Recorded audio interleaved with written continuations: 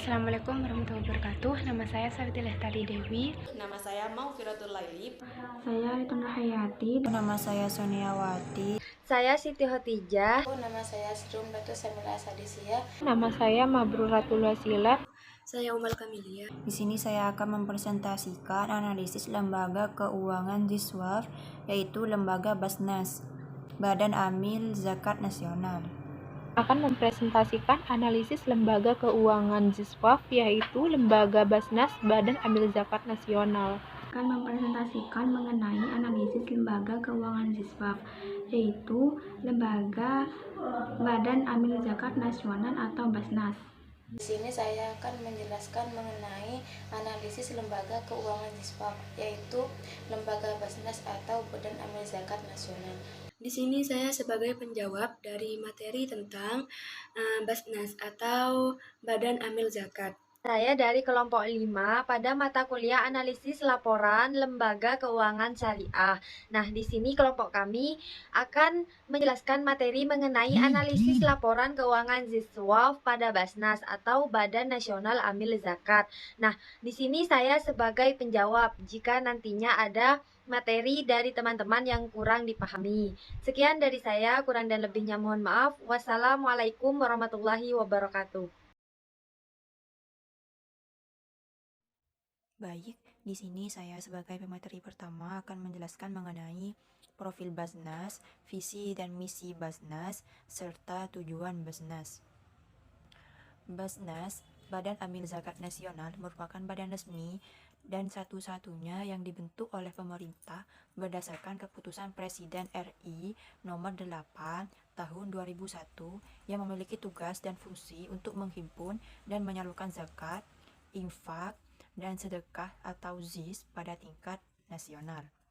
Lahirnya Undang-Undang Nomor 23 Tahun 2011 tentang pengelolaan zakat semakin mengukuhkan peran Basnas sebagai lembaga yang berwenang melakukan pengelolaan zakat secara nasional.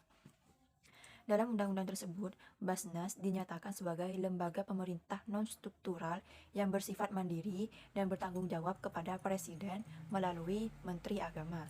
Dengan demikian, Basnas bersama pemerintah bertanggung jawab untuk mengawal pengelolaan zakat yang berasaskan syariat Islam, amanah, kemanfaatan, keadilan, kepastian hukum, dan terintegrasi. Selanjutnya, visi dan misi Basnas.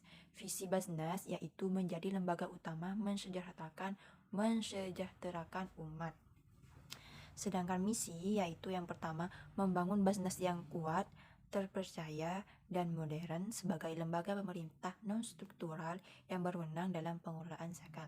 Dan yang kedua, memaksimalkan literasi zakat nasional dan peningkatan pengumpulan ZIS DSKL secara masif dan terukur. Dan yang ketiga, memaksimalkan pendistribusian dan pendayagunaan ZIS DSKL untuk mengentaskan kemiskinan, meningkatkan kesejahteraan umat, dan mengurangi kesenjangan sosial. Dan yang keempat, memperkuat kompetensi, profesionalisme, integritas, dan kesejahteraan amil zakat nasional secara berkelanjutan. Dan yang kelima, modernisasi dan digitalisasi pengelolaan zakat nasional dengan sistem manajemen berbasis data yang kokoh dan terukur. Yang keenam, modernisasi dan digitalisasi pengelolaan zakat nasional dengan sistem manajemen berbasis data yang kokoh dan terukur. Dan yang keenam, memperkuat sistem perencanaan, pengendalian, pelaporan, pertanggungjawaban, dan koordinasi pengelolaan zakat secara nasional. Dan yang ketujuh, membangun kemitraan antara muzaki dan mustahik dengan semangat tolong-menolong dalam kebaikan dan ketakwaan. Dan yang kedelapan, meningkatkan sinergi dan kolaborasi seluruh pemangku kepentingan terkait untuk pembangunan zakat nasional. Dan yang terakhir, berperan aktif dan menjadi referensi bagi gerakan zakat dunia. Selanjutnya, tujuan Basnas yang pertama, terwujudnya Basnas sebagai lembaga pengelola zakat yang kuat, terpercaya, dan modern. Yang kedua, terwujudnya pengumpulan zakat nasional yang optimal. Dan yang ketiga, terwujudnya penyaluran ZIS DSKL yang efektif dalam pengentasan kemiskinan, peningkatan kesejahteraan umat, dan pengurangan kesenjangan sosial. Dan yang keempat, terwujudnya profesi amil zakat nasional yang kompeten, berintegritas, dan sejahtera.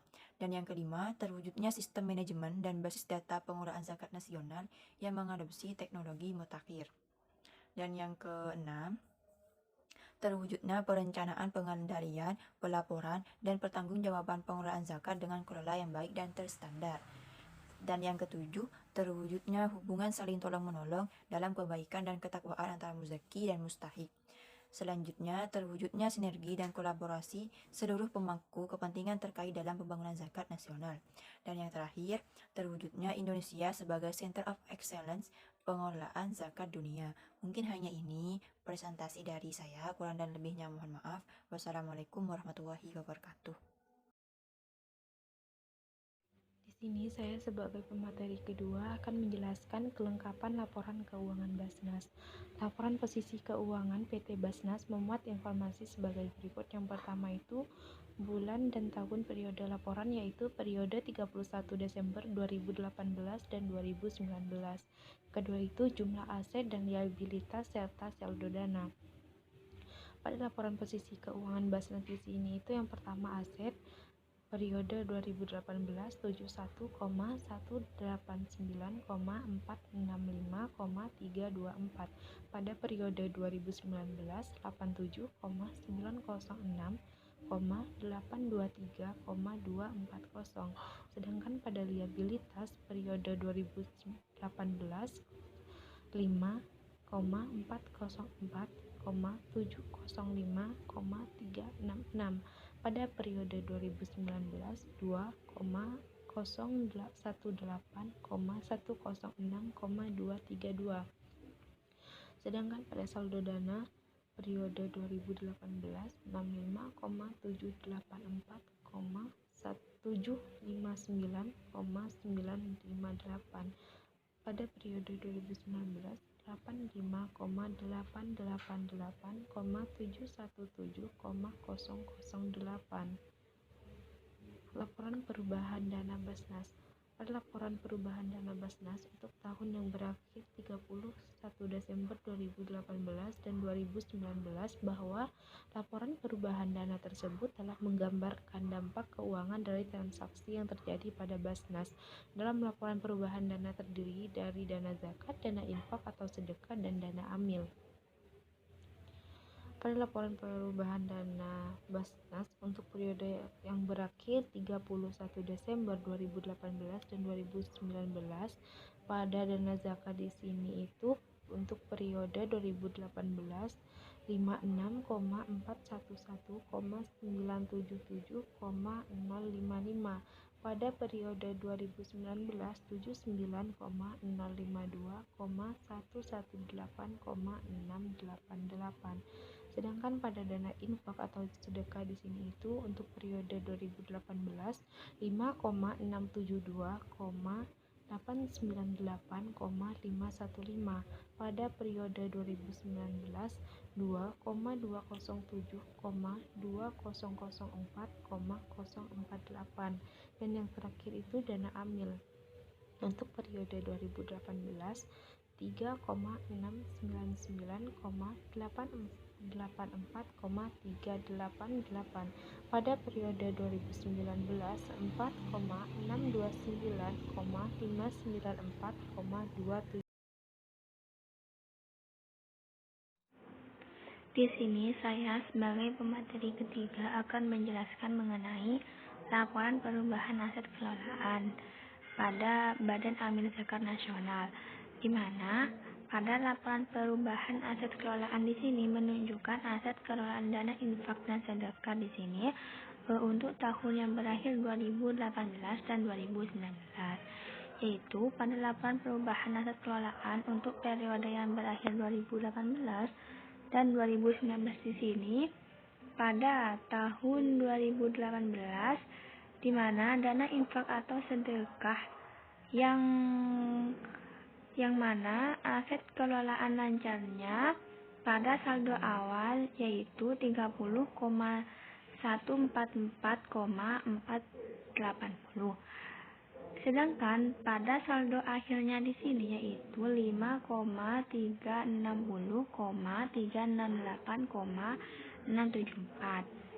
Sedangkan pada tahun 2019 di sini dana infak atau sedekah untuk aset kelolaan lancarnya di sini pada saldo awal yaitu 5,360,368,674. Sedangkan untuk saldo akhirnya di sini yaitu 7,229,591,501.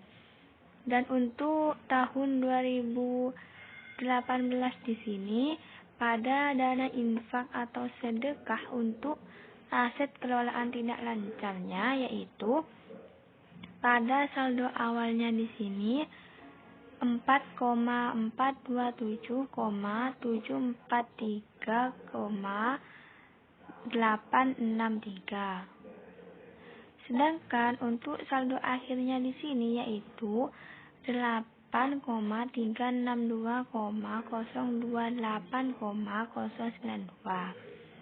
Pada tahun 2019-nya untuk dana infak atau sedekah yang mana aset kelolaan tidak lancarnya di sini untuk saldo awalnya yaitu 8,362,028,092.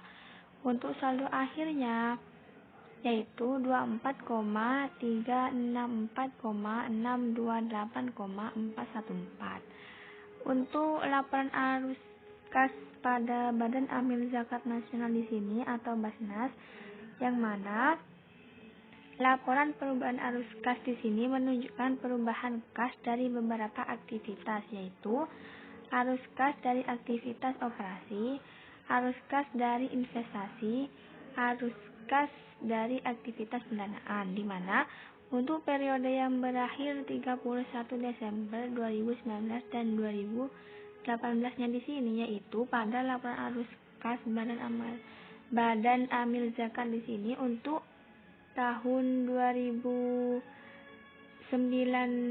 di sini pada arus kas dari aktivitas operasi yaitu sebesar 19,427,622,695. Dan untuk arus kas dari aktivitas investasi yaitu sebesar 18,180,986,343.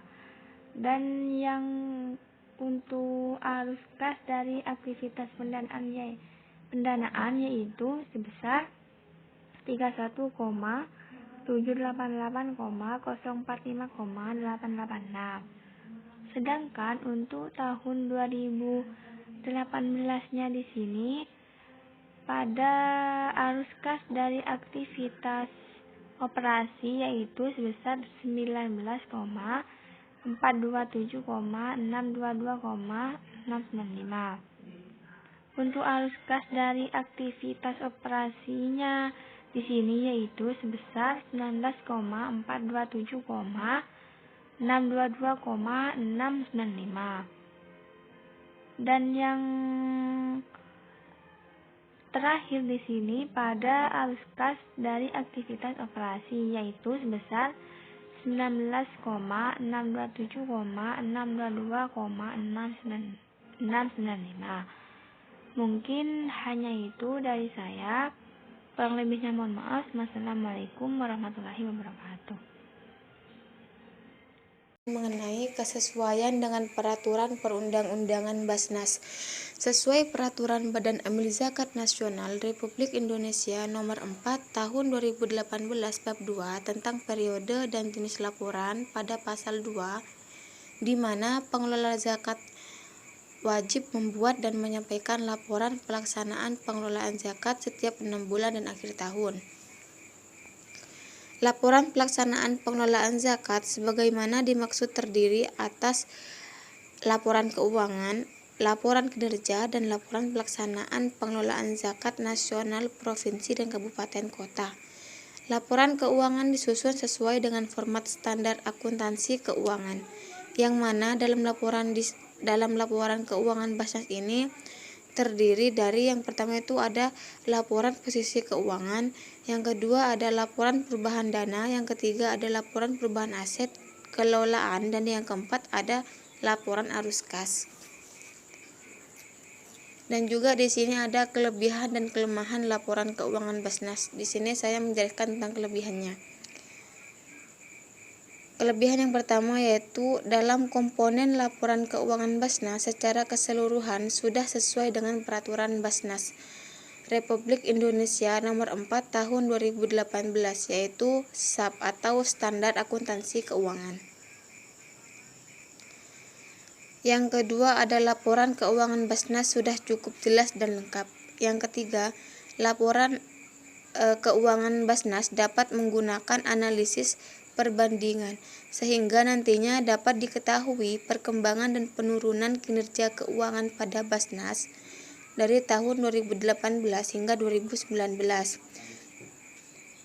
Karena dalam laporan keuangan Basnas ini juga terdapat laporan keuangan tahun sebelumnya yaitu pada tahun 2018. Untuk selanjutnya ada kelemahan, di mana kelemahannya di sini dalam laporan keuangan Basnas terdapat beberapa komponen yang berbeda dengan laporan keuangan lembaga keuangan bank. Seperti misalnya dalam laporan keuangan Basnas itu tidak terdapat laporan perubahan ekuitas, catatan atas laporan keuangan. Yang kedua, meskipun laporan keuangan Basnas sudah cukup jelas, namun tidak dilengkapi dengan laporan kinerja dan laporan pelaksanaan pengelolaan zakat nasional. Mungkin hanya itu yang bisa saya sampaikan, kurang lebihnya mohon maaf. Assalamualaikum warahmatullahi wabarakatuh.